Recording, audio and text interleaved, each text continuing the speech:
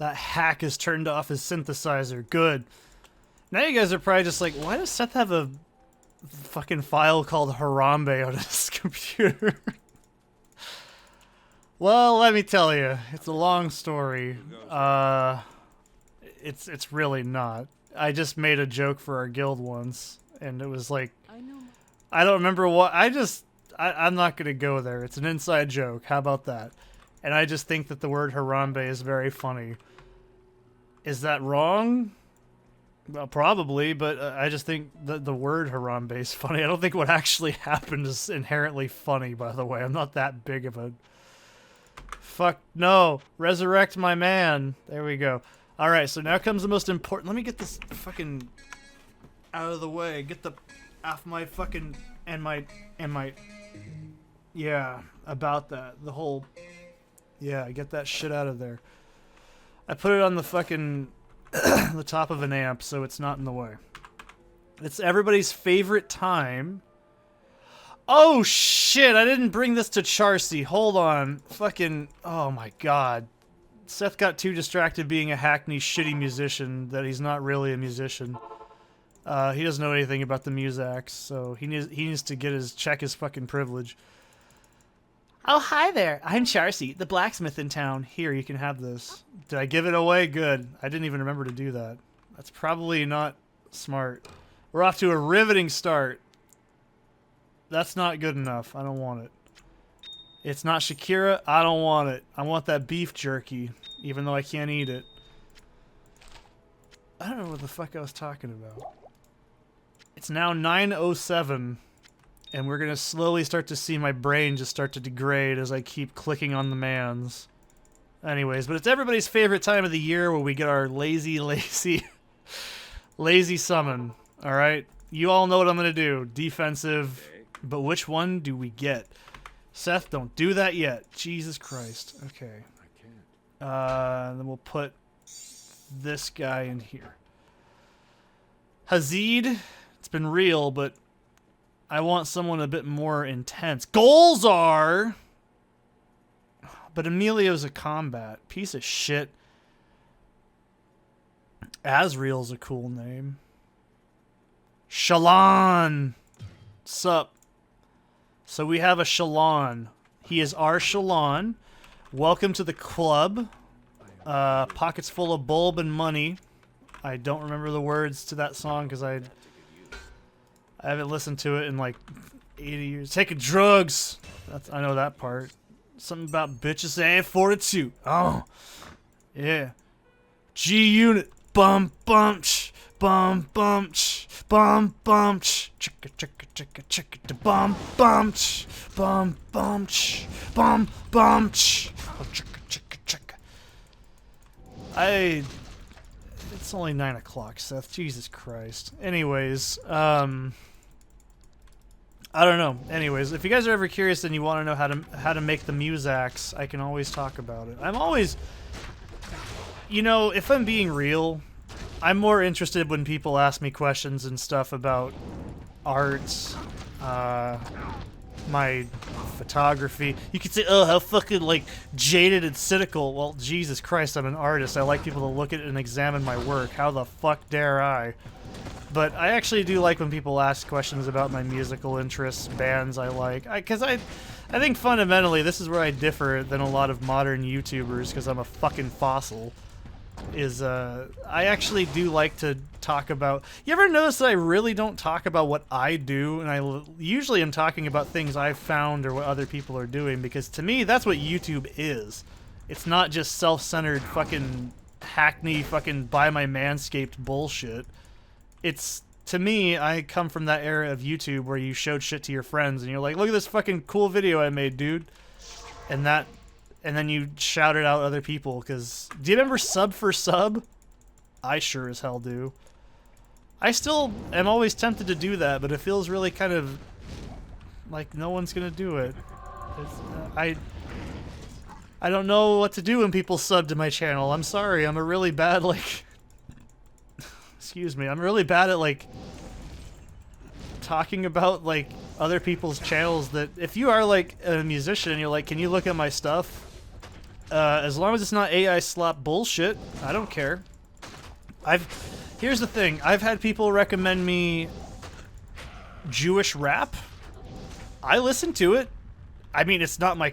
I would say it's bad. That's not really the first thing I'd be looking up into, but I listen to it because, you know, until I hear something that is objectively horrible, I can listen to some of the most rough-sounding fucking music. Oh, Jesus, this maggot layer is going to be fucking hell.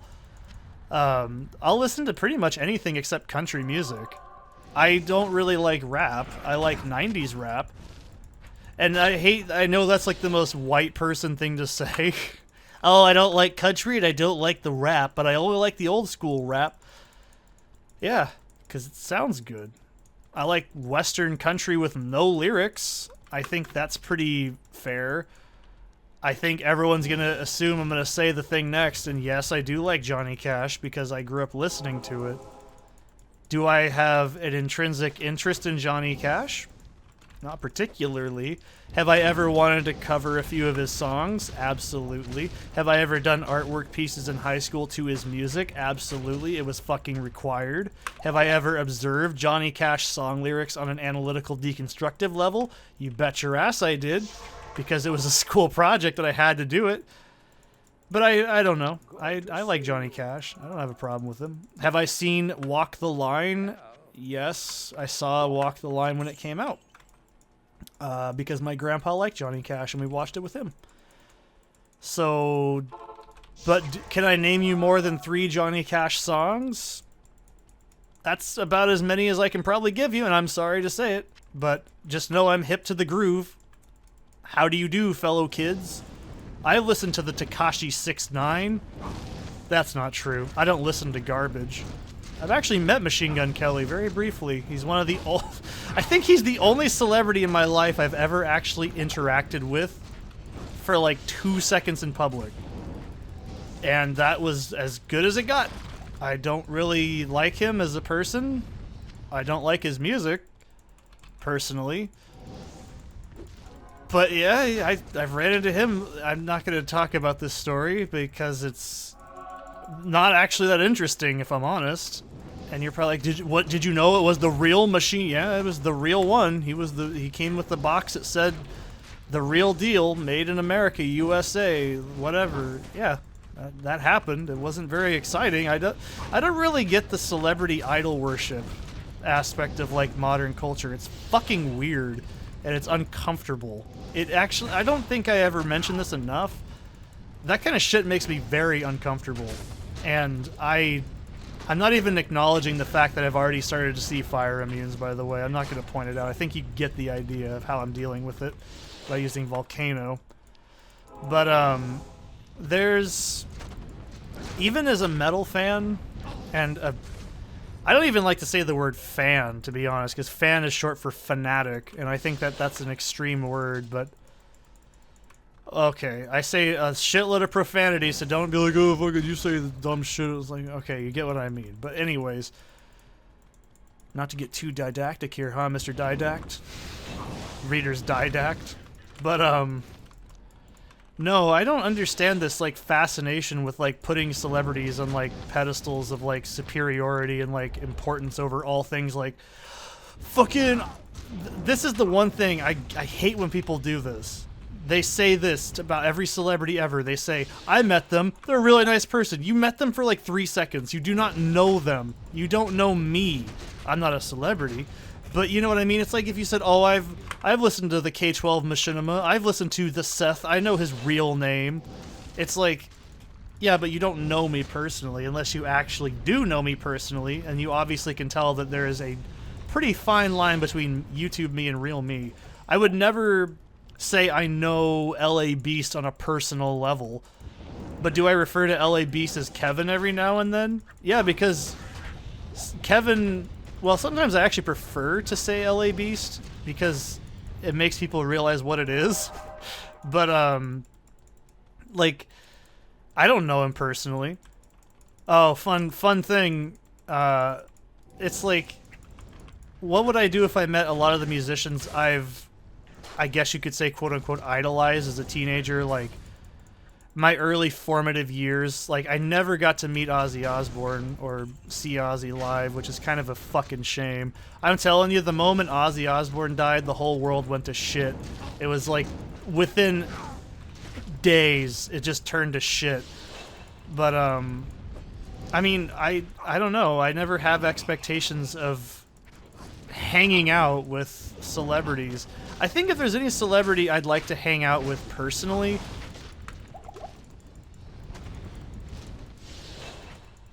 I don't know.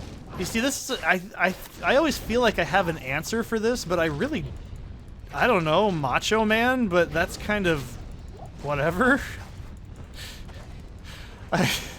That's kind of cheating, but like, I don't know. I don't really think I have a lot in common with anybody in like Hollywood, or, well, they're all a bunch of psychos anyways, but like, I don't know. I don't think I have anything in common with any of these people, or like, maybe a musician, but then again, I guess, what musician would I like to meet? I don't know. I've always really wanted to meet Jonathan Davis. So, I guess that's the thing. If I could meet any of the musicians I've ever been, you know, influenced by, like, let's say Manson, Corey Taylor, John Davis, Les Claypool. I've actually came really fucking close to meeting Les Claypool. I've talked to a few of the people that work with Primus, but that's another story for a different time. Because I'm really tired and I don't want to fuck up the details. But it's not very... This is the thing. It's also not a very exciting story. Volcano's maxed. But who else would I consider? Ryan Martini, I would say, is a huge fucking influence to me. Justin Chancellor.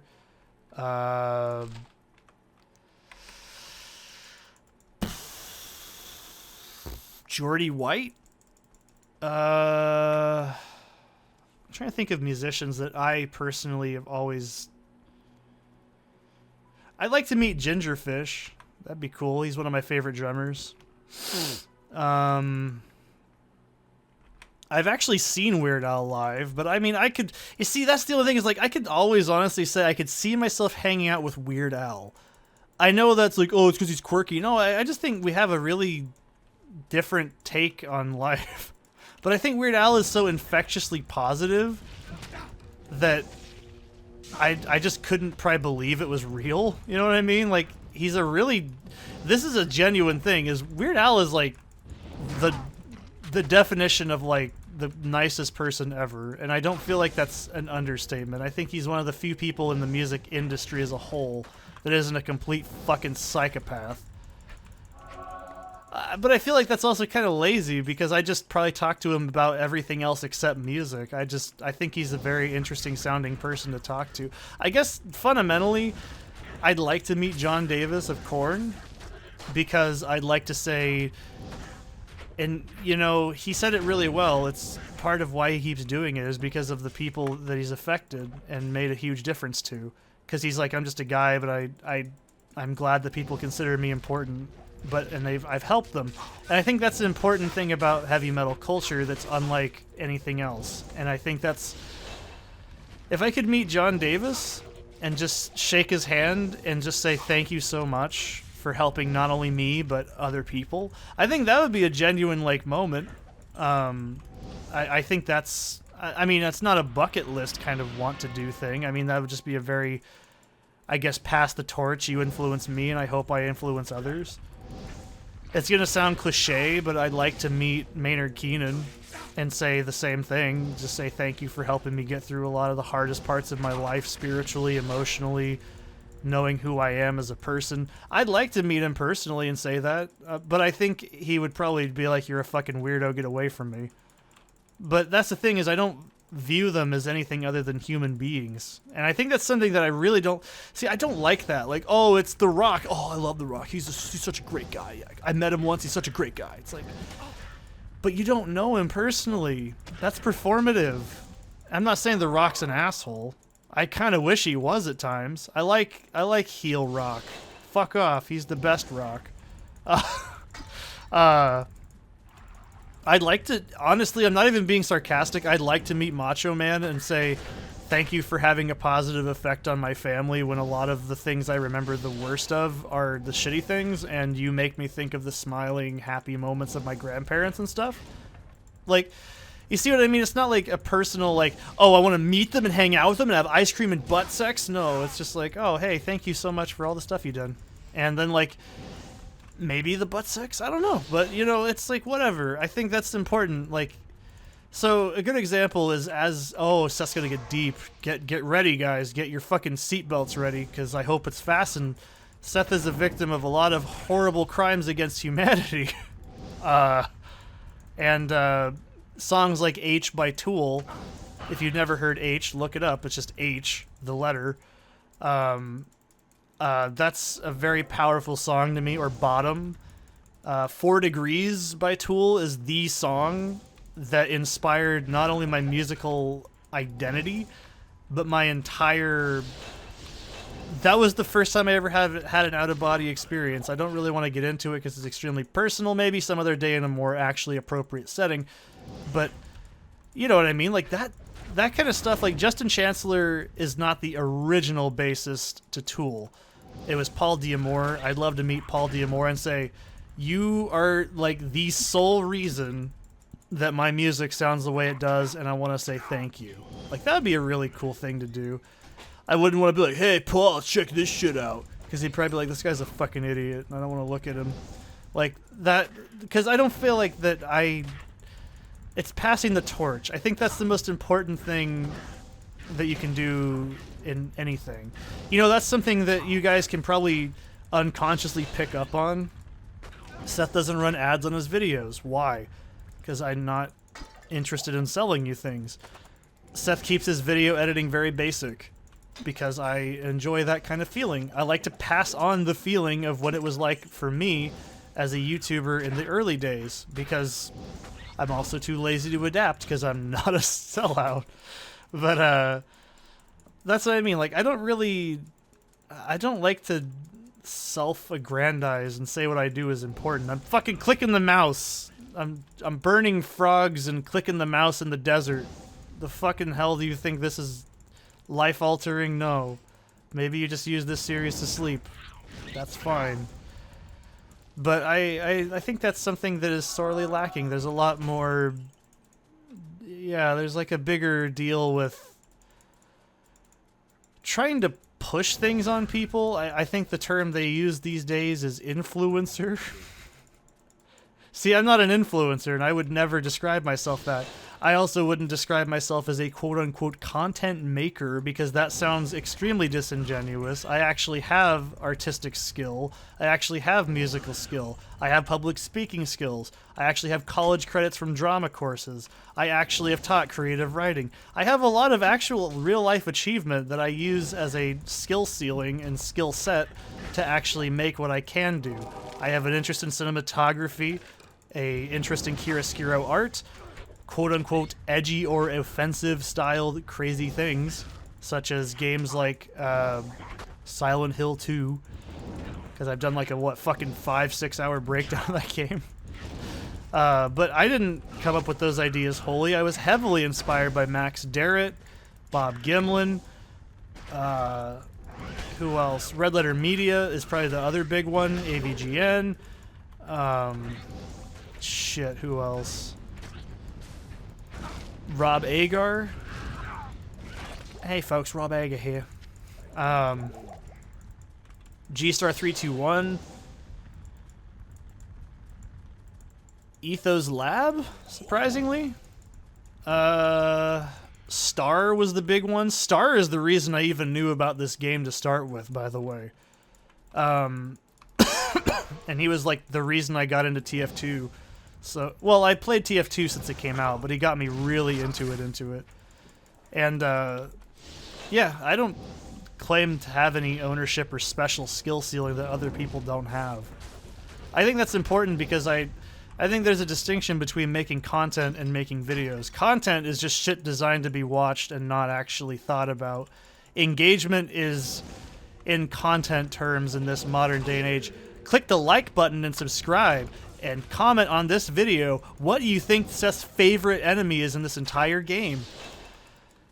And then back to our sponsor. Today's video is sponsored by Manscaped. Are your balls too hairy? Do women find you unattractive? Well, maybe it's not your poor social habits and terrible bathing habits. Perhaps it's your balls. Maybe you need to shave your balls. Go to manscaped.com and type in your promo code for balls to have balls. Anyways, back to our video. I can't say the other words anymore, but we're gonna have to pretend I know what I'm talking about. But this game is a very violent game where you KILL enemies that are from HE double hockey sticks. That's content. That's just genuine shit. And now, yeah, there's not a lot of it. It's not all that. But that's my point.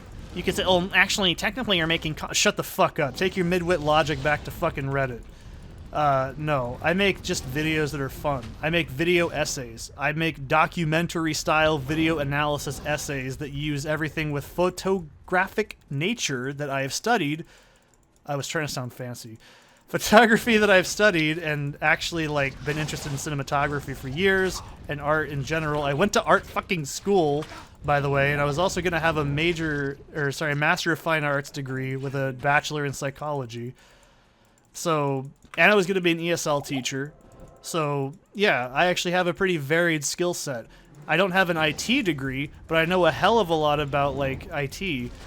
And I'm not even going to describe my job because it's also very different. And you'd be like, wow, you actually do that. Yeah, it's not very exciting, so don't say it if you do know me in real life, but that's my point. It's like, yeah, I'm a very weirdly multifaceted person, but I also don't describe that, like, what I make as quote-unquote content. I actually take my time, I do everything as perfect as I want it to be, I make it for myself first, off of topics I find interesting and what other people find interesting that also enjoy my stuff. And you could be like, oh, you should, my dad has actually told me this, he's like, you should really talk to these people at this place and this, and I'm like, no, I'm not doing that. I know what he's trying to do, he's trying to be nice, but it's like, no, I don't want to. I don't want to sink to that level. I don't care if, you know. This is another thing. Example. Let's look at the recent fiasco on r/art.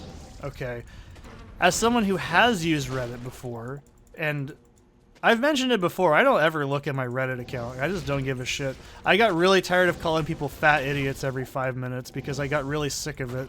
Because it literally does start to burn your brain to see the same kind of midwit horse shit that people say on Reddit. It's not like a fucking out-of-touch boomer being an asshole. It's like, no, the kind of people that, like, live there, there's a reason that stereotype exists, is because people are just fucking ghastly and copy-paste people on Reddit. I don't really consider them people half the time, and that's really disturbing, I'm pretty sure, to somebody, but it's like, no, a lot of them are just the same fucking person. Like, it's just... They have a different username. They have the same really horrible... I use that term midwit because not only it makes me feel smart because I just learned it very recently, but it's a really accurate way to put it, is people that try to sound intelligent but don't actually have a... They might have a slightly higher degree of an intellect. And you can say, well, that's like you. Well, here's the problem. I actually look into what I look into, and I don't try to misinform people, and I actually have a very broad palette of interests, and I also don't claim to be smarter than most people at everything, unless it comes to mid-90s to 2000s heavy metal and writing and grammar and film, like composition. Then maybe I have a little bit of a leg up, but I'm not any more intelligent than most people. I don't think I'm credible. I like to knock people down a few pegs in terms of their high horse because I think the internet fucking gives people way too much goddamn ego. Like, this is something I like to point out. Do you guys really think I talk to people in day-to-day life like I'm like, oh, you fat fucking idiot? Would I love to? Abso-fucking-lutely, because some people just need to have their chair kicked out from under them for like 2 seconds to make them go, wow, maybe I'm really horrible to people. And you can say, well, maybe you're a horrible person. No, I've already figured that out. I've already done a lot of horrible shit to myself and others around me before. I've learned from my mistakes. I'm very humble about who I am as a person, but confident enough to know what I'm good at and what I'm not good at. It's like, okay, I could kick someone's ass at plugging a computer in, right? That's easy for me. That's not what I'm talking. Okay, like, okay, good example. I can tell you how a computer works and vague ideas of programming. I can tell you how, let's say, how to build a computer from scratch without really looking at it. I can tell you how to diagnose computer issues. I can tell you how to do everything else. But I'm not going to sit here and pretend I can tell you I know how to code, because I can only code in like the Doom engine and basic HTML and very, very basic JavaScripting that I do not remember because I'm very rusty at it. So I know my limits, right? A cocky douchebag would say, "Oh, I know everything there is about it. Yeah. Oh yeah, I saw it. I know what I'm doing."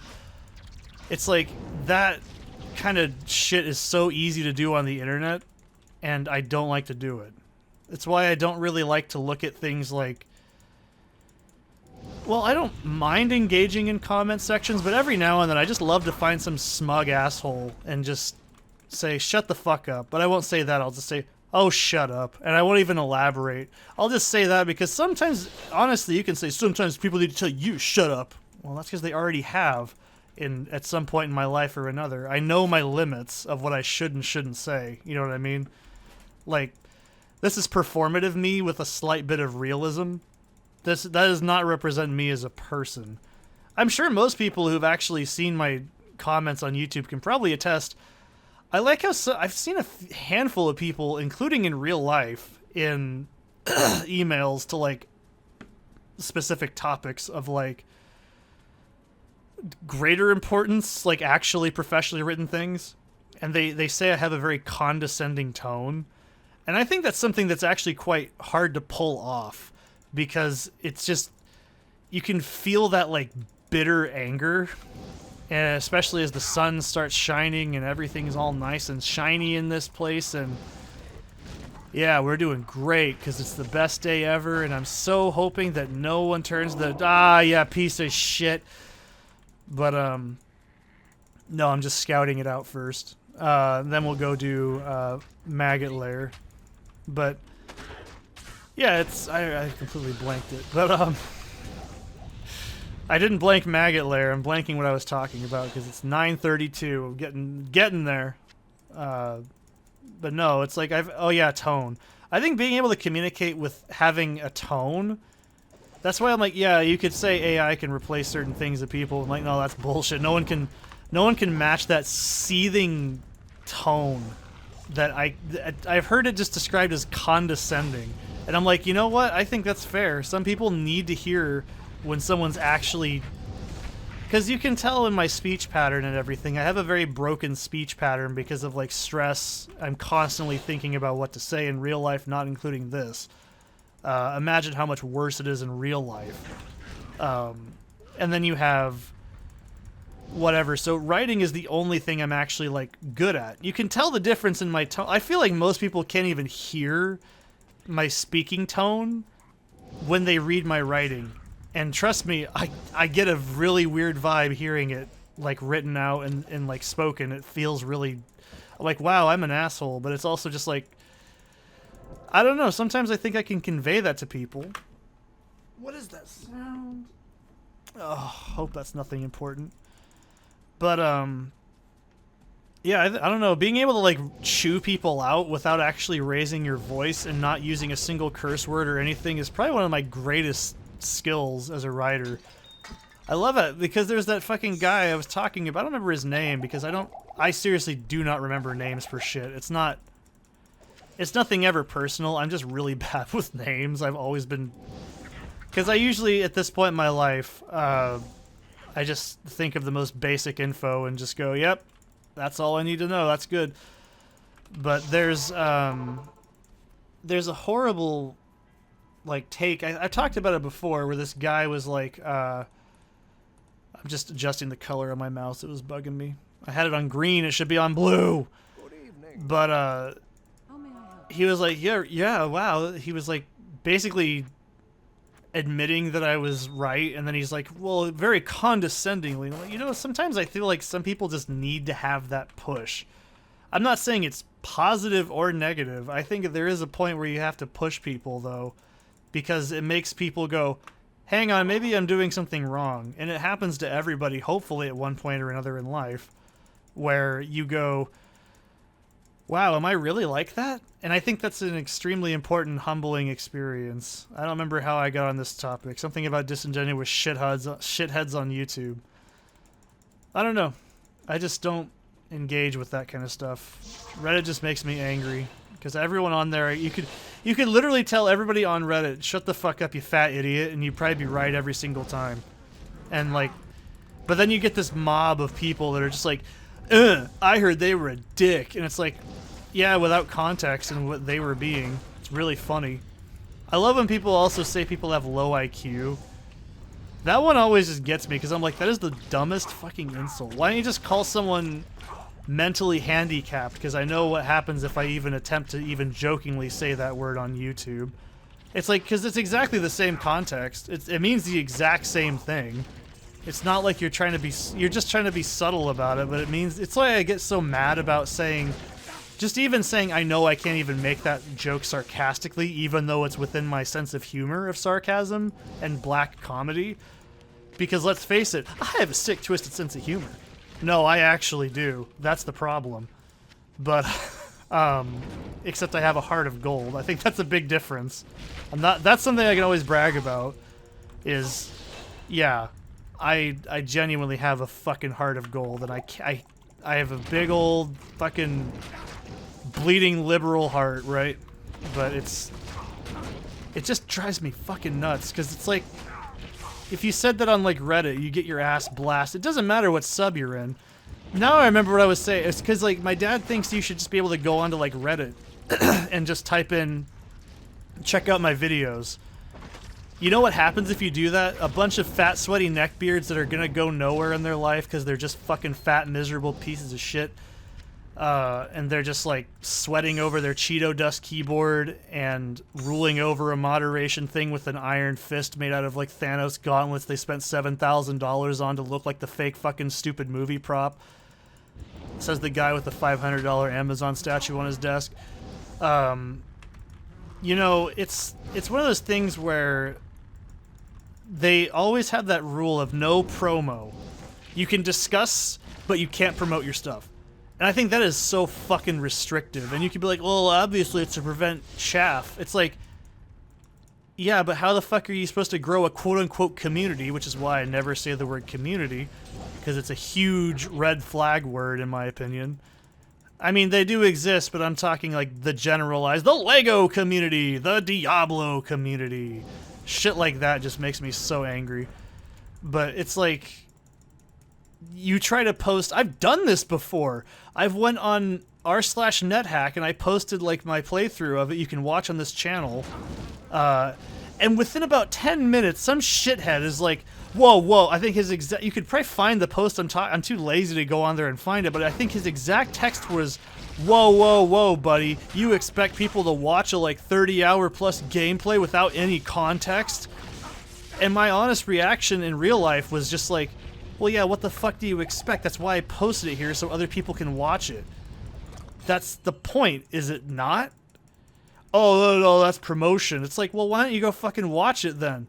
How the hell are you supposed to figure out that it exists? That's stupid. What kind of fucking ass-backwards people? What is this generation? The fuck? Literally and metaphorically, what the fuck is that over there? I hope I don't have to go in that direction. I've never seen that. I've never ever in my time playing Diablo ever seen that. What the fuck? Look at this. Look at this. Look at that. What is this? That's a glitch. Anyways, yeah, like, you go on like r/r and they had that fucking rule. No promo, no saying this. Okay, then we're all just supposed to sit here and fucking twiddle our thumbs and pretend we're not actually trying to be found. Is that what we're trying to go? Yeah, we all are patrons of the art. If you're a real artist, you don't give a shit. But you still want to sell your shit. You gonna fucking expect people to not, like, exist in money? And just fucking, God, it makes me so mad. I think I had a stroke saying that, but it genuinely makes me so fucking angry. It's like, r/skateboarding. I don't know. I don't skateboard. I don't give a shit. And then being like, hey guys, check out my cool trick I did. And then someone says, no promos. No, can't do that. No promos. Not allowed. And then like, someone just goes, well, how am I supposed to find it? Someone else has to link it, but no promos, no self-promos. It's like, well, then how am I supposed to be found? It's literally algo luck, and that's just hot garbage in my opinion. I really, really hope that this isn't a glitch. And I'm going to be in a world of shit. That's not the boss. That's a boss. I swear to God. What did I do? What did I do wrong? I don't want to do maggot layer twice. Tell me I can get through this. But, God. Like, if I went on r/Diablo2 right now, and I posted this video with my main account, it would get deleted instantly. I would not be allowed to do it. I would be banned from the subreddit and probably... Jesus Christ. Okay, never mind. It's not a glitch. I'm just stupid. Right? Like... Okay. But if someone else did it, no one would bat a fucking eyelash. They said, hey, have you guys seen this YouTuber, blah, blah, blah? Oh, wow, look at that video. He's really cool. I'm gonna go check that out. That's okay, though. But if you do it, you're a fucking asshole, and you're... It's just... What the hell kind of... There is a word for this. I almost said there isn't a word for it, and then I realized there is. It's called solipsism. And, well, it's actually refraining from solipsism, technically. But what kind of fucking psychopath is so goddamn afraid of other people's work? That's what I mean, like the people that are genuinely afraid that other people's work exists and their, well, at that point it is solipsism, and that their work is the only one that matters, and that the people that find it, and it just creates this god-awful effect. And that's another reason why I don't ever like to call myself a content creator, because I don't believe in that mentality. I think it's extremely corruptive and disgusting. It's extremely regressive, too. It does not actually promote creativity. It promotes an idea of, well, many things. It promotes stagnation, and then a false sense of awareness that other people around you exist. Like, I'll talk about Mr. Llama all day, because I fucking love Mr. Llama. If Mr. Llama talked about me all day, that'd be cool. But, no, I'm just kidding, I don't really care. But that's my point. If he was like, hey, there's this one dude, this hunky boy, K12 Machinima, go check him out. He has some really great hot Diablo videos. I would be humbled. I'd be like, oh, that's cool. But that would be the only way I'd be discovered. And that's just the way the algorithm and horrible shit like that works, which I think is terrible. But also, that's why I like to promote other channels I've seen. Go look up Rochester. If you've ever seen my Begotten review, you should go and look at his video that I was extremely influenced by, because I wouldn't have made my video if it wasn't for his. We also have a completely distinctive identity of what we think of the film and different perspectives of it. And I actually think that his video is actually way more positive than mine. And I think he actually took the video, or the movie, in a more positive way, where I took it as more of a genuinely, like, I wouldn't say cynical, but I would definitely say depressing and, like, nihilistic way. But yeah, go check out his videos. I cannot remember who recommended this to me. I'm so sorry. I want to say it was White Tulip. They comment every now and then on my posts and such. If you watch my videos, thank you. I always have to say that because I'm really bad with names, but I always say thank you for people that actually do take the time to watch and say something. I'm not going to argue with you, unless it's something stupid. But what burns me is I'd never know about Blind Dweller if it wasn't for them, because I just never saw... I've seen one of their videos before. Look up Blind Dweller. They did a really, really good analysis on Begotten as well. And this is why I enjoy that video, because the person making it is also a like-minded person like myself, who also is an artist, and also is interested in theater and art. It's like how... I think it was Rochester's video that actually really inspired me to think critically on the film more as an art piece and not just a film. Which, that was... I mean, I had that hunch, but his video really goes into exactly why I came to those conclusions in a little bit more concrete way. And that's my point. People are fucking terrified that you're gonna, like, steal views from them. Or you're gonna, like, harvest their AdSense, or you're gonna take away their... I'm telling you, the people that are like that, the genuinely paranoid shut-in weirdos, like 24/7 Twitch streamers that just blink and they only see fucking Twitch chat, I don't feel bad for them. I do in a certain way, I guess, but they have no skills after that. If you're just a reaction streamer, number one, I think your content's dog shit because it's probably just dog shit to start with. And this is the other thing. Oh, you're going to call them out and the people that watch it? Yeah, absolutely. Because I don't want those people watching my stuff. Fuck them. That's how I look at it. It's like, why would I want those people anywhere near my videos? They sound like the most awful people to be around. Why would you want to associate with these kinds of people? That goes for any type of channel. I'm just generalizing right now. I'm being an asshole. I know. But it's true. It's like... I've said it to a few people, actually, on mine. My own channel, where they're like, you're rude, and I'm like, okay. I'm not gonna argue. I have no fucking interest in arguing with people or even trying to give them ammunition. There's just no point. It doesn't matter. It's like, oh no, but you're turning away viewers. I don't want them watching my stuff. I don't want to hear their opinion because they're obviously not gonna take... That's... Okay, I'm not gonna sound like I'm hiding it because it's not a secret. Okay, I'm gonna let you guys in a little behind the scenes here, okay? Alright. Have you ever noticed in my long-form videos, or most videos where I start ranting like this, that I use humor in levity, and then I get into a deeper social topic or conversation piece, and then I actually get into my real deep emotional opinions, and then I reel you back in with a dick joke.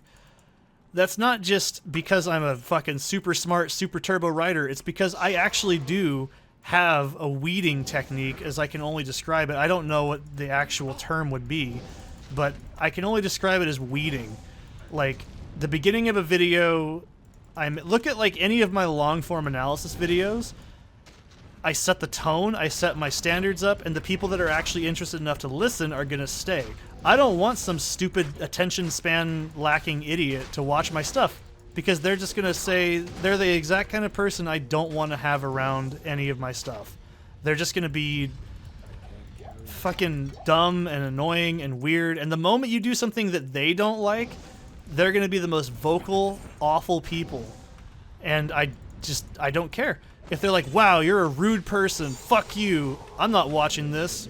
I don't care. That's not my problem. That's your problem, and I don't want you on my channel. I think that's why I don't even use any like streaming services, because I just don't want to deal with that in real time, because I just want people to go, wow, fuck that guy, he was so mean, and then they just sit there and they stew on it, and they just sit there and bitch and moan and whine, and I don't know how people go about life like that. It's just fucking, it's so confusing. Like, it's like following someone 24/7 and then acting like you know them, and then just, oh, just fucking, it's bizarre. It just genuinely is disturbing to me. Like, I have no idea how people can go, it sounds like dead internet theory or something like, something hellish, you know, like, but then I realized, no, these people exist, they're real, and it's uncomfortable that they exist. It's not like that whole thing of like, a good example is when people learn that, oh no, there's other people out there in the world that are marginalized or have different lives or perspectives than me. And then it's like, oh my god, maybe other people actually live like that and I just don't know it. That's when I get that feeling, but with people that are like terminally online. It freaks me the fuck out. Like, I don't know how people can get that way. And it's like lolcows. I am addicted to people like Chris Chan because I don't know how you get this way. Like, it's fucking crazy. Like, recently there was that, like, Twitch streamer who has been, like, attempted to be banned, like, 5 times. They're like that trans person that Nina something, I don't know. Like, that's all I know about them. I've heard them talk for, like, 2 seconds and went, Jesus Christ. This is awful. Like, they're just this... I don't understand how people follow that. Not like that as in like, oh, that fucking trans person. I'm talking like people like that. Like that. And they have this fervor of, like, I guess it's FOMO in a way, where they want to, like, feel included. But I'm like, why the fuck do you want to associate? And you can say, oh, fucking you did that. No. This is new. It's weird. It's just, I don't... It's sick. I mean, it's just gross. I don't understand how people can do that. It's so bizarre to me. Like, they hang on their every word, and they follow them like they know them, and they give them money. They give them their money. And that's why I'm like, if you want to donate, do it through Patreon, because at least I get, like, the money back. I appreciate the donations because it's a very kind gesture. I don't expect it. That's the thing, is, like, people, like, doing Twitch, they only want to do it to get money. They don't give a shit about what they're actually doing. Like, that's what I mean. Like, they don't give a shit about actually... They're literally creating the word content. It's just shit to mindlessly consume and not think about, not have your attention to anything else, to zone out. And that's not bad inherently, to zone out. But it's definitely annoying because it's like... That doesn't challenge you. I like things that challenge me. Like fucking high school math that I can barely do. But it's also like, I like a dissenting opinion every now and then. A good example is, I love Noah Gervais. Noah Gervais is like probably the second most influential YouTuber outside of Red Letter Media that inspired my entire format. Number 3 would be Rob Ager. Actually, that's a good example. Rob Ager's perspective of, me and him got in a little argument about the Clinton administration documents being, like, put out. And then it was because I said, well, I hate to say this, but you're a foreigner, and your perspective on 9/11 as a cultural thing for Americans is completely different as opposed to the people that actually lived it. And as someone who had a family member that was almost on one of those flights. And it's like, I'm not saying that gives me an extra privilege, but it's definitely, like, odd to hear people, like, be like, oh, aren't you interested in this cultural thing? It's like, yeah, but when you lived in a country and you have these specific social memes and stuff going around, it becomes so fucking insufferable that you just don't want to hear about it. And then when someone says something with such authority like that, it's really bizarre. But the better example is, I love Noah Gervais. I think he's one of my favorite YouTubers all the time. Was it at the Rotunda? Was it at the hallway I walked around 3 minutes ago? Fuck, man. I can quote his videos like it's disgusting because I love his videos. There's only a handful of his videos I don't like, and I think this is the problem. I fucking love the video because it was the video of his that actually changed my entire perspective on how I viewed myself, games, and my quote-unquote offensive humor. That's why I make the joke, I liked offensive humor. It's from his Postal 2 video. Because it was a video that challenged my preconceived notions of also having... He said it really well in that video. I wasn't just playing a game from when I was 13, I was reliving a save state of that mentality. And it's true, that's a good way of looking at it. Because... I mean, obviously, I love that video, but there's points in it I do not agree with. Like, I think he brings up South Park and Family Guy being so ludicrously bullshit that you can't take it seriously, and I agree. I think Postal 2 is so bullshitly stupid offensive. I've talked about this vaguely, but I think it's an extremely...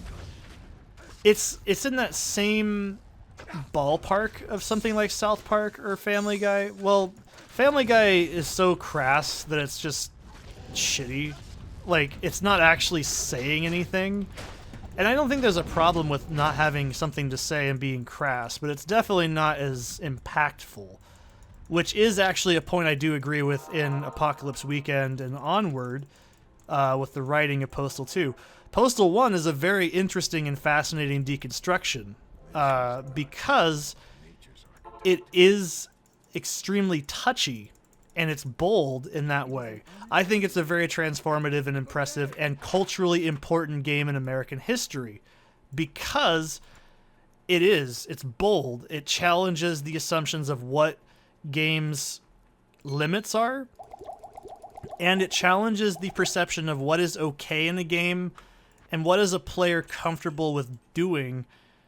And I think that is something that Postal 1 does really, really, really well, and I'm not trying to sound like it's a big deal, and it's not. It's a big deal, and it's extremely important. I don't think it's a great game. I actually think it's a pretty bog standard, average game as far as, you know, games go. But it's the context, the social difference at the time. Let's be real. As an American citizen, that game hits a little bit different nowadays than it did about 20 years ago. And if you've ever played the Redux, which I have, I think I had that for free, but I have played Postal 1 original flavor, and I've also played the Redux. The Redux has a completely different ending, and if you don't know what I'm talking about, Postal 1 is... If you've ever seen Postal 2, it's a really stupid game. It's intentionally stupid and funny, but it's like just dry dog shit humor. Now, what if I told you in Postal 1, if you've never seen it before, let's just assume you don't know what it is. You only know the sequel, right? It's a really funny, tongue-in-cheek, stupid game. I wouldn't say it's all funny. Some of it is pretty flat. But, you know, sign my petition, damn it. Like... It's funny. Now, Postal 1, there's dry humor. Like, I don't remember a lot of the quotes from the game, but I know Butt Sauce is also in that. Stop shooting me, you maniac! I'm already dead! Like, that little line always sticks with me for some reason.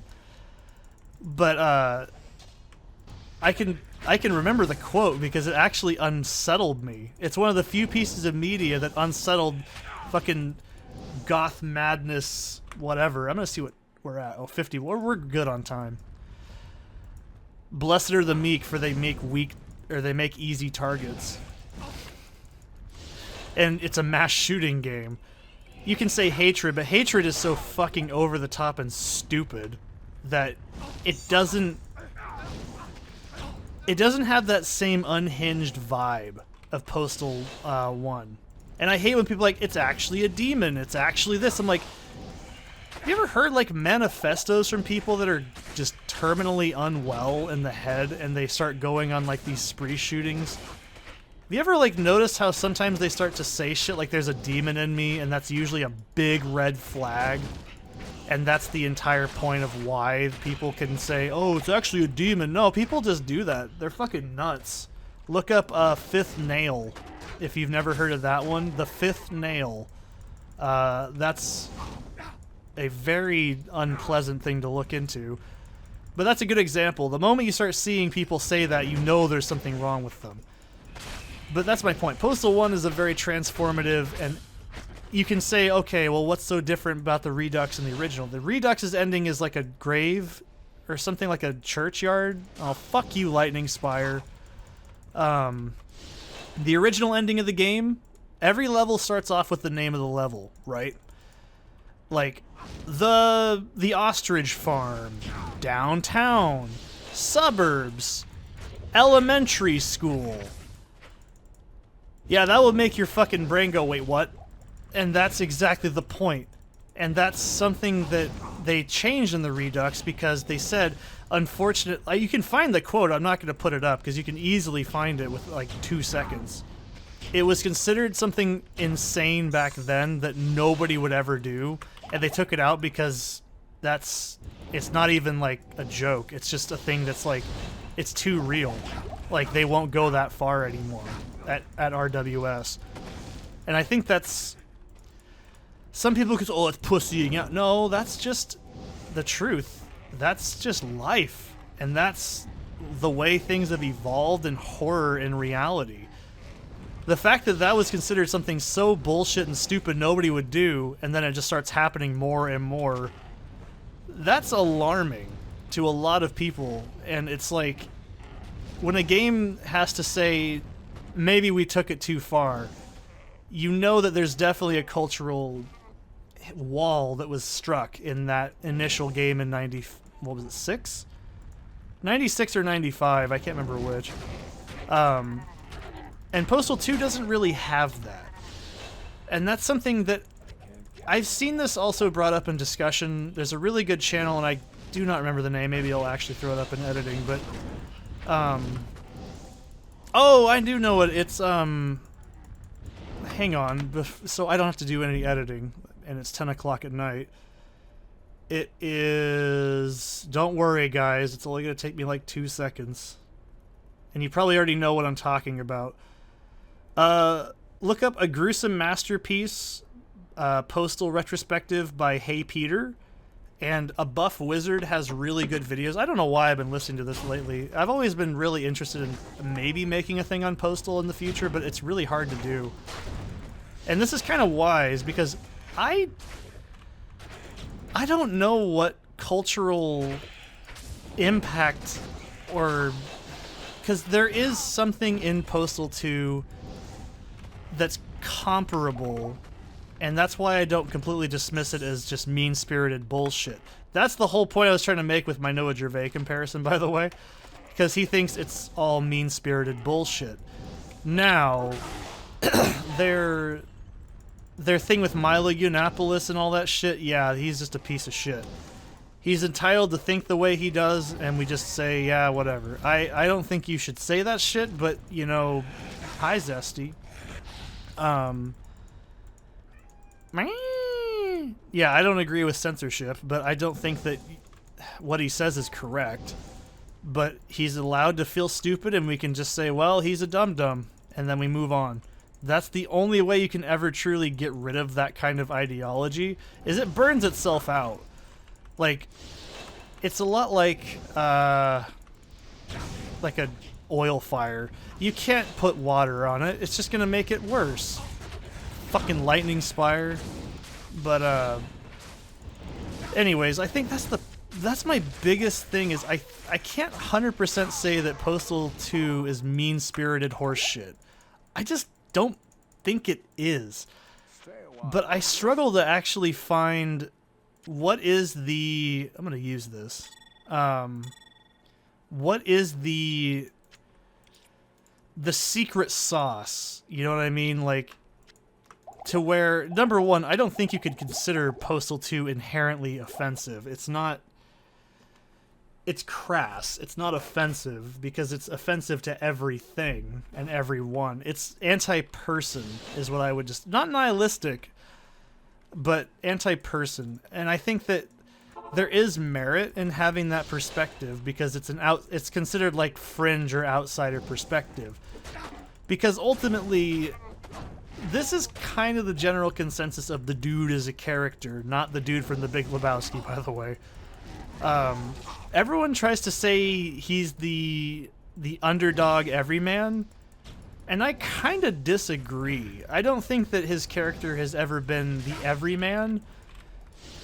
I think trying to classify the dude, because he's not a liquid character like Gordon Freeman, who is 100% player ego insertion and stuff like that, or Doom Guy, who is also kind of in the same vein of like Gordon Freeman, or I don't really know. And it's like I said, it's like 10:03 now, and I'm getting you can hear it in my breathing getting slower. But yeah, like the dude is not a self-insertion character. I don't think that he is unrepresentative of types of people, but the types of people he represents are, I wouldn't say solipsistic because that's different. He doesn't value himself, he just doesn't like anybody or himself. I wouldn't say... I mean, it's a really hard line to balance. I think he's an interesting character in terms of... You could argue he's somewhere along the lines of a character like Tommy Vercetti, right? I've seen people say that Claude is supposed to be a player ego insertion. God damn it, fucking lightning spire. Claude from GTA 3 is a player insert character, whereas I can kind of vaguely say that. Whereas someone like Tommy Vercetti is at least a somewhat fleshed out character in an open world game about doing illegal, illicit shit. He has personality, he likes big guns, he likes the drugs. Even though we never see him actually take drugs. Like, A good example is CJ. CJ is not a player insert character in GTA San Andreas because, number one, he doesn't touch weed. He even says so. He's like, no, I'm good. I don't want that. CJ doesn't want to get drunk. He doesn't drink and drive. Those are small, but it adds a little bit more to the character. The dude is flat out addicted to crack. So there's a big problem already. He's married and hates his wife. Most people would just get a divorce, right? This is what I mean. Like, there's a lot of problems with trying to say he's an everyman, because even everyman people, and I would honestly say I fit into this kind of category of fringe person who doesn't want to be involved in society but still participates in it out of the fact that I do care about specific people and I care about people around me and I want to make the world a better place. I do think a lot of shit in life has absolutely no meaning or value, but I do think that it's important to not... There's a time and place for cynicism and sarcasm in actual discussion and like philosophy and stuff like that. I think that there is a point to it, because if you do not have negativity, you end up with positive toxic positivity, which, believe me, I could rant about for like 20 hours. It's why I hate expressions like, oh, I'm adulting today. It's like, oh fucking good on you, mate. It's almost like people have been doing this for like tens of thousands of years. You're not fucking special, myself included.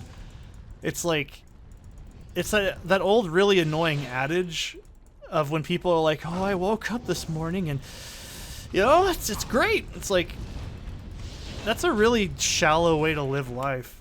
You should actually find more self-image that's not a platitude and actually have like positivity in yourself and not some false cynicism like that, because it's really not healthy.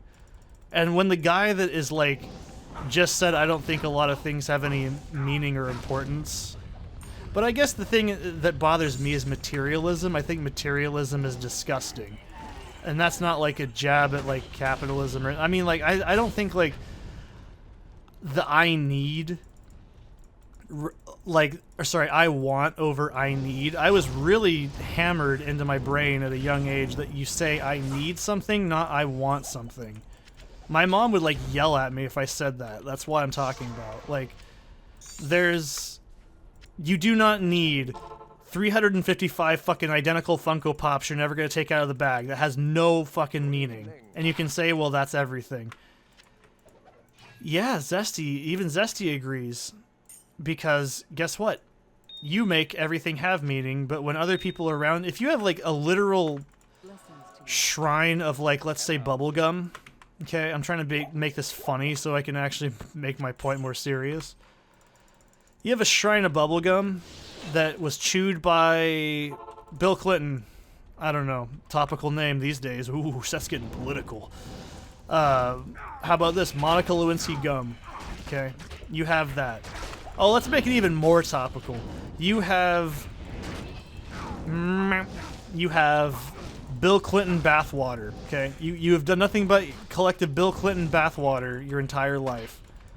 And you spend all your waking dollars on Bill Clinton bathwater. You live in an absolute shithole where you have no power. You only obsessively collect Bill Clinton bathwater by taking out loans.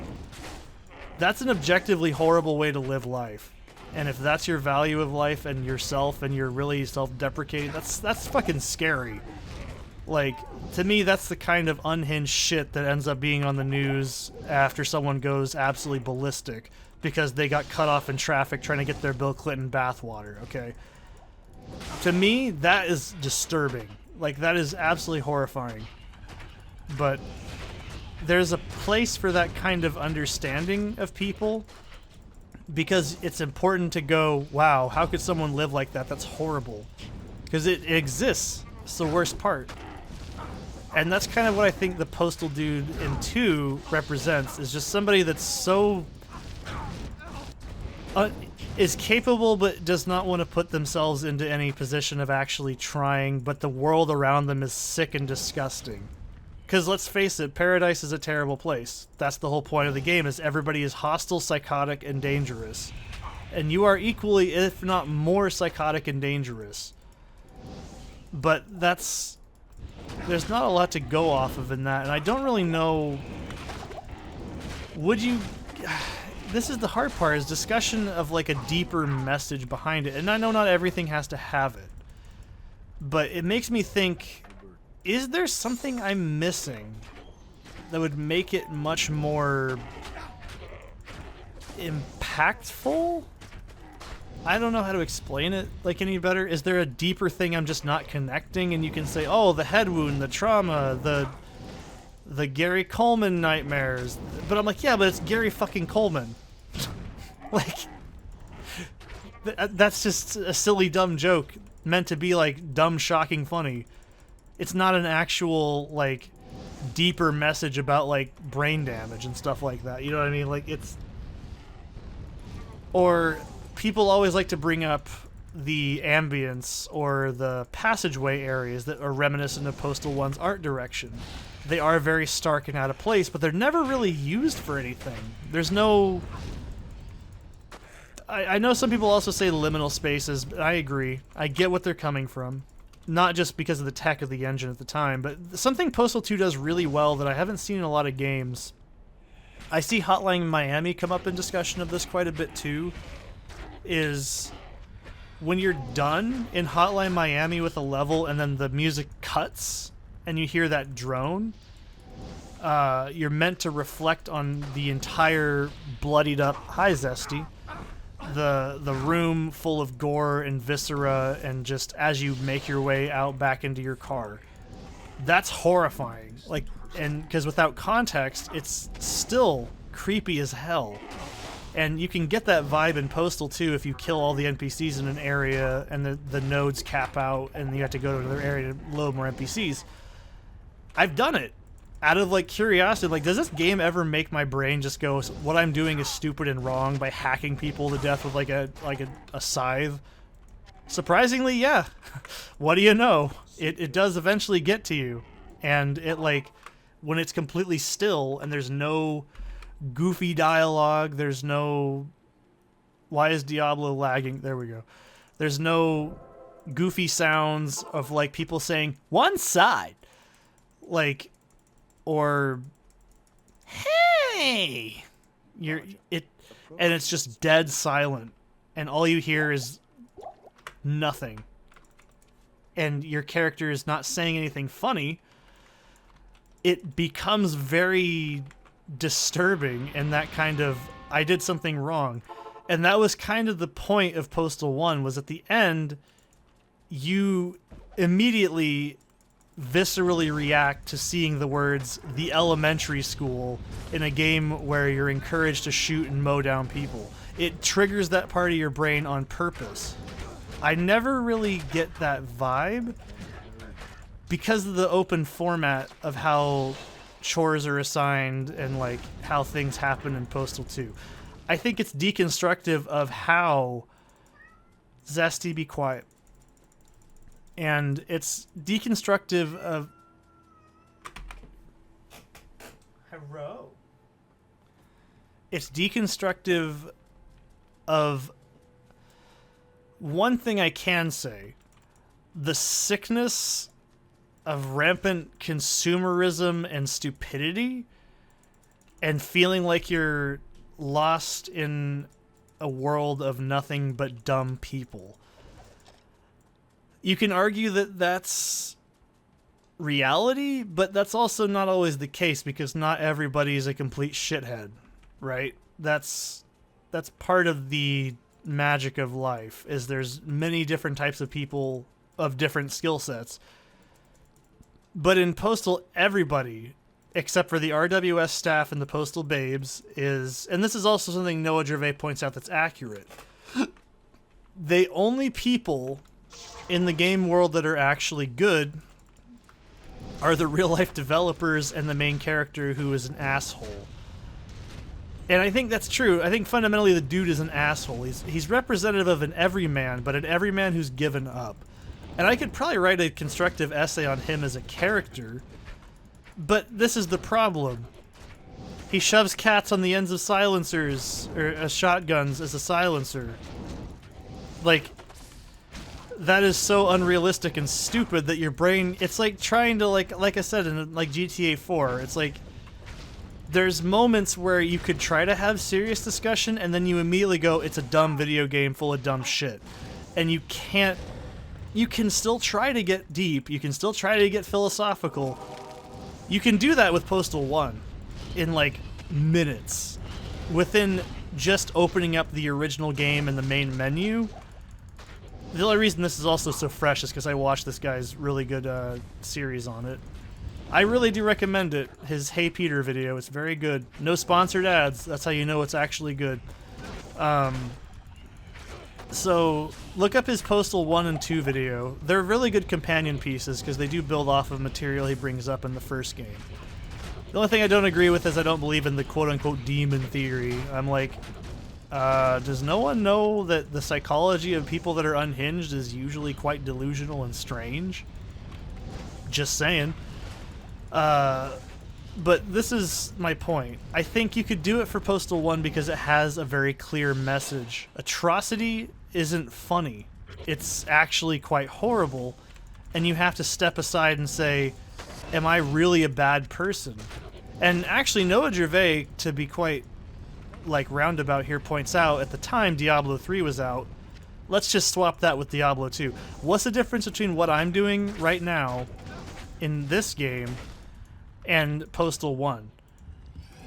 Well, number one, I'm killing monsters. It's very clear that these are evil monsters that are horrible creatures. They need to die. They kill, murder, and ravage and torture mortal men. They want to construct and control the entire world.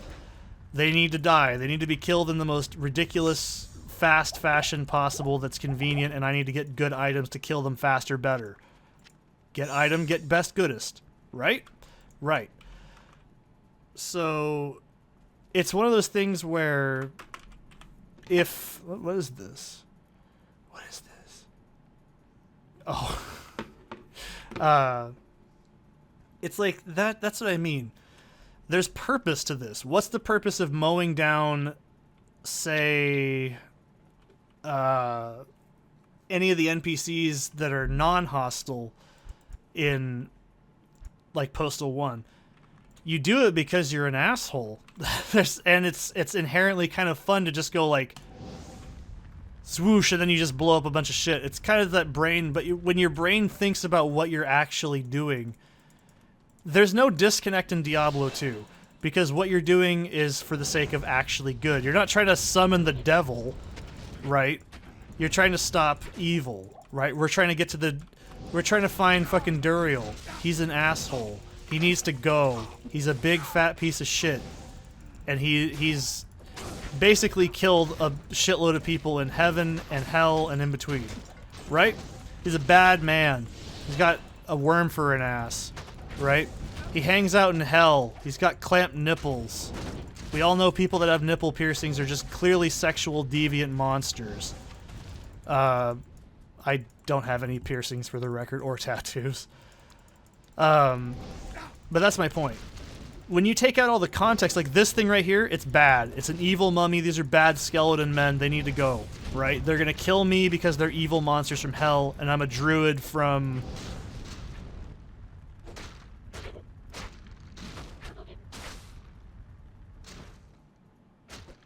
I don't remember the name. Skosglin.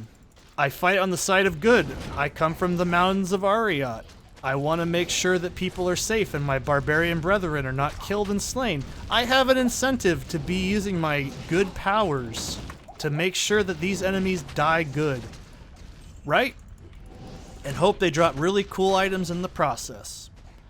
That's not the context of Postal 1. It's a complete shit show of violence, and it's like, it's still inherently fun.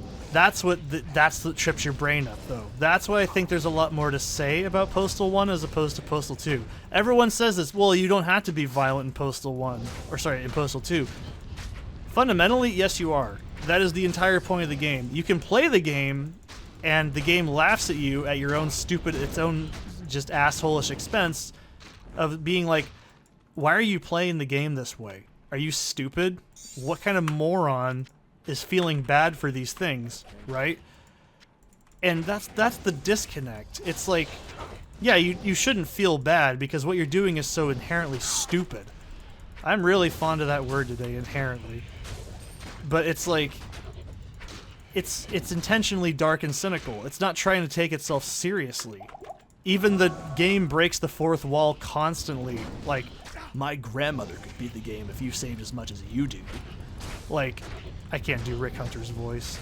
I'm also losing my voice because it's like 10:30 and I need to go to bed. It's like, only my weapon understands me. That's a depressing line. Like in Postal 2. If there wasn't funny, it would be uncomfortable. That's the difference. Like, I'm off to go to the psychotic friend's barbecue.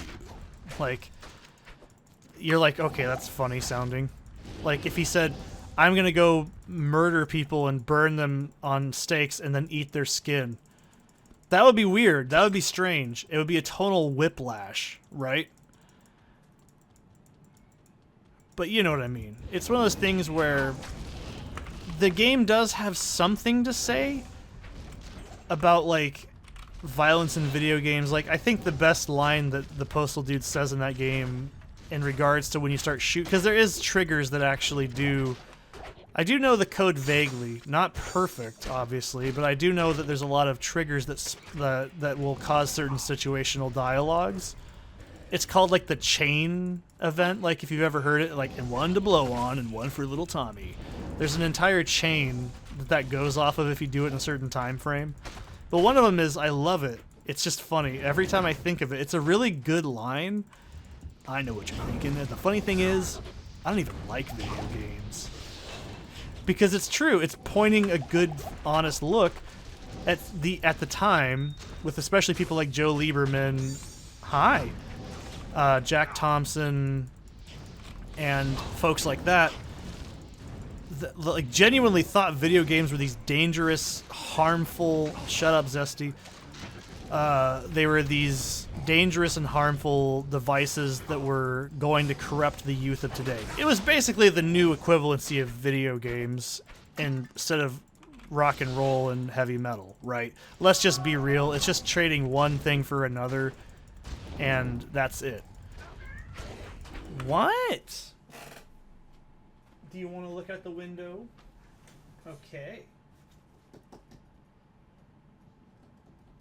There. Or do you want to play? Okay. Well, we'll play after we're done, and I hopefully won't fall asleep on the floor. But, yeah, it's like that. It's like, that's the point. That is actually a well-written line because it's true.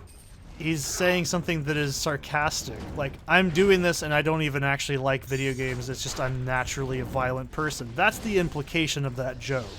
It's not deeper than that, but it's the idea of, like, stupid people think, yeah, video games make you stupid. Or even, like, the protesters in, like, Monday, where they say games are bad, they make you mad. Games are bad, they make you mad.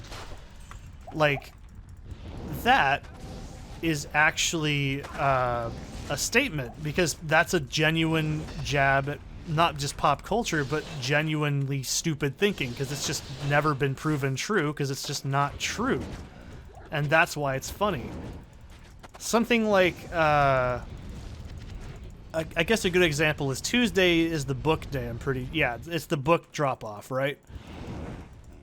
Let's go burn some books. Like, that's just lol random funny.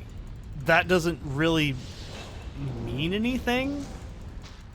But you could also say, okay, so Lucky Ganesh. That's funny because it's a hodgepodge of Americans not being able to determine the difference between Indian and Middle Eastern people. That's the funny joke of the actual thing. But it also, in retrospect, doesn't make as much sense because there was a genuine threat at the time in America that we thought that basically around every, like, 3 inches was some sort of terrorist cell group, right? That was the idea. That's why the upstairs is containing like a bunch of like women, like their extra wives or whatever, right? That is a joke that's tasteless. Yes, obviously it's in poor taste. Zesty, can you not? Thanks. It's a tasteless joke, but it also is a point of social commentary because it's true. People at that point in time, what was it, 2003? That's how people were. They were like, oh, this person's brown and different. They must be dangerous. That was a genuinely horrible, xenophobic, and true thing that people still think to this day. That's not, like, tasteless entirely, though, because that's the point. That is how dumb Americans were at that point in time. It's actually a little tiny chunk of, like, American history in, like, a little tiny moment, because when you knew that going into it, it was like, oh yeah, maybe not every single person that's from a part of the Middle East is actually a monster. Because that was what people used to basically think. It was essentially ingrained into us at a lot of the culture at this time, because I don't know if anyone remembers this, but like they made fun of it in Malcolm in the Middle. Like when Dewey's trying to sell candy bars, like they're called America bars. You love America, don't you? Like that was a genuine like attitude. And one of my favorite like song lyrics of all time is Mosh by Eminem, where he says like, oh fuck, what is it? If you're not supporting our troops, you're patronizing a hero or something like that. And it's like, that's so true. It is a scathing representation of how stupid xenophobic Americans were. And that is the point. The point is, though, what is it? Habib is his name, I'm pretty sure, is the clerk's name. Yeah, I think so. And he's like a genuine like stereotype, but the other problem is he's so over the top stupid, you could genuinely not be like, that's accurate. Right? There's a lot of little things like that that I think Postal 2 does really well, especially in regards, oh, excuse me, to at the time attitudes of the world. And I think that's an interesting thing that you can say you can't get away with that now.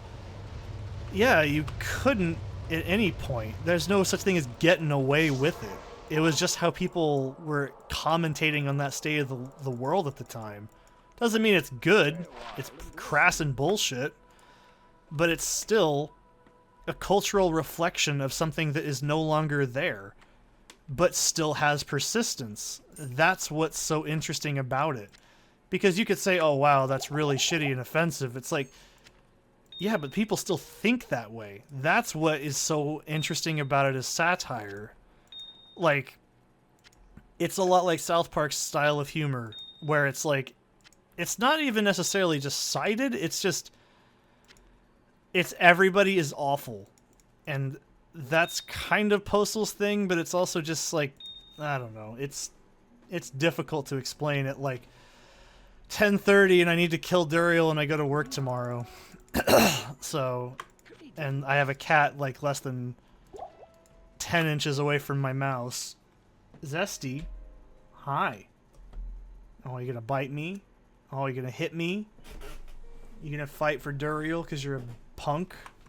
I hope not. Don't slap the cup. That's not what you need to do. I'm really tired. I want to get rid of Duriel. Alright, let's do it. Let's see if I can pull it off. Come on, guys. Mess him up. I am barely doing any damage to Duriel. Holy shit. My man! Oh man, that's some rough damage. Let's be real. This is not a bossing character, I've noticed. That's fine.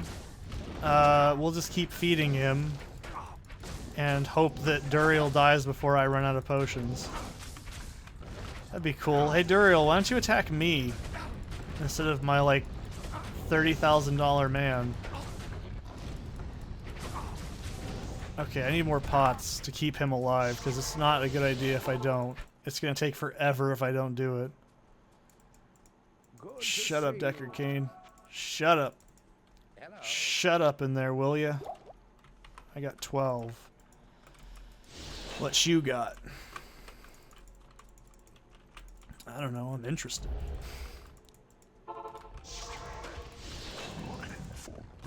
No, I know where to find the bale. I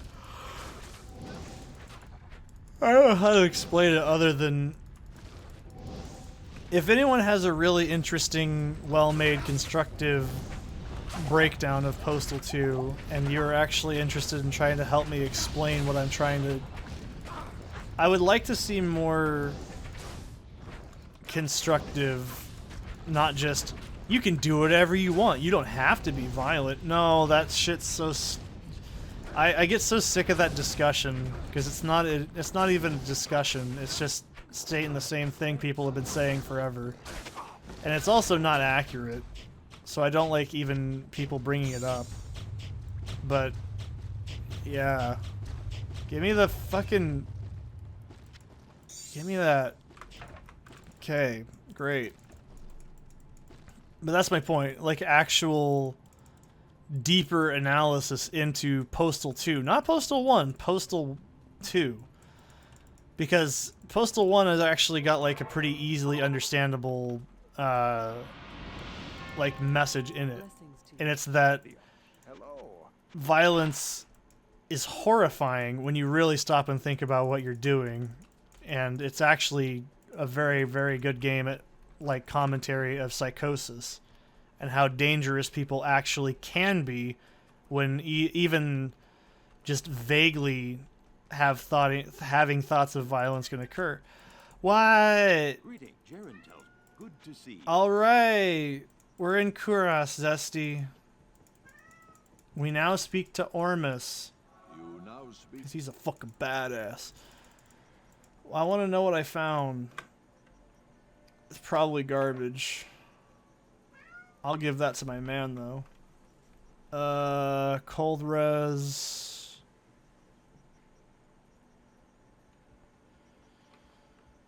No. We'll give this to Shalon.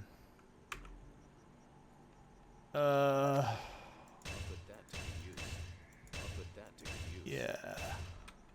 Stay a while and I'm listen. really fucking tired. I'm gonna go to bed. I'm getting too deep. I'm getting lost in the sauce. Yeah. That kind.